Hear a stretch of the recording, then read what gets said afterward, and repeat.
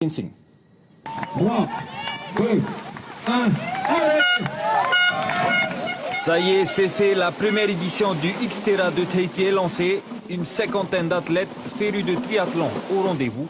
Un parcours 100% nature avec au menu 1,5 km de natation dans la baie de Otutahia à Mataya, 32 km de vélo et 10 km de course à pied.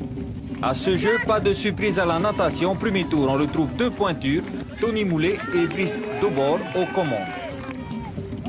Derrière, on tente de tenir les fuyards, mais l'écart est déjà creusé.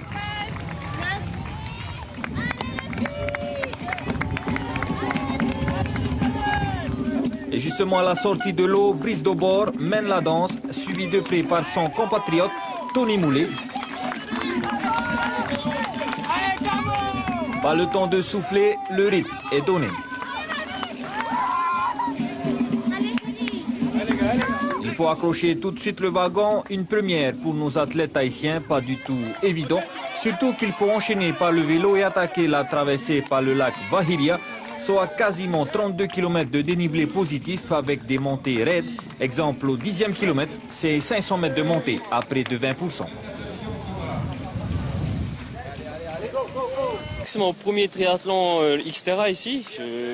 Aucune idée. Hein. Si je fais dans les 3h30 ou 3h20, ça me conviendrait. Je sais que l'année dernière, ils ont gagné, le gagnant était en 2h45. Donc là, au-dessus de 3h, quelque chose comme ça, c'est plausible. Ouais. Et du côté de la vallée de Papeno, Brice Dobor accentue son avance, seul aux avant-postes à 1 minute du deuxième. Une foulée tranquille au milieu d'une nature verdoyante, pas de soucis pour lui. On s'offre même le luxe de contempler l'environnement.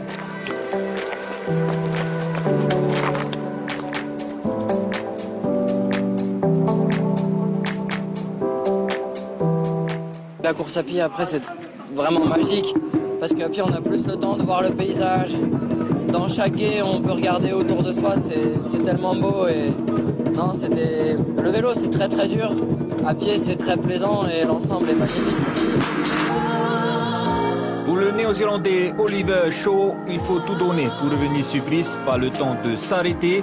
On profite des passages dans la rivière pour se rafraîchir et repartir de plus belle.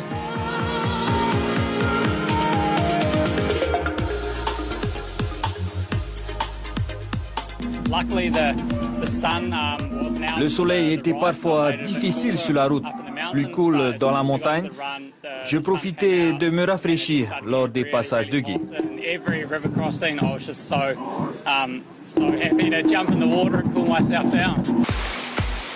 Pour notre premier triathlète haïtien, Yohan Hotelier, on maintient le rythme jusqu'au bout. Objectif, terminer le parcours avant tout.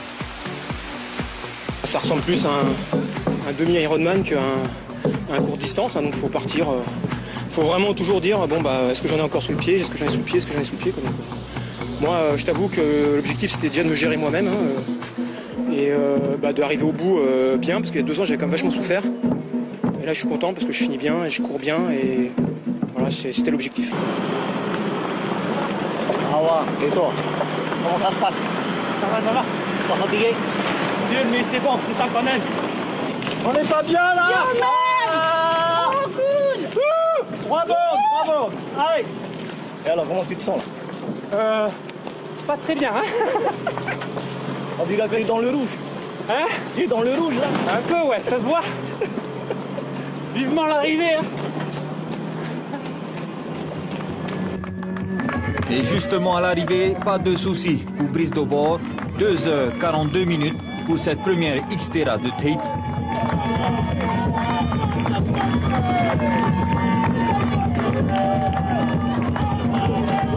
Deuxième, le néo-zélandais Oliver Shaw à 1 minute. J'ai fait l'effort du 13e kilomètre au 20e, là dans la partie où c'est le plus pentu. Et c'est vrai que c'est vraiment difficile, ça brûle les cuisses.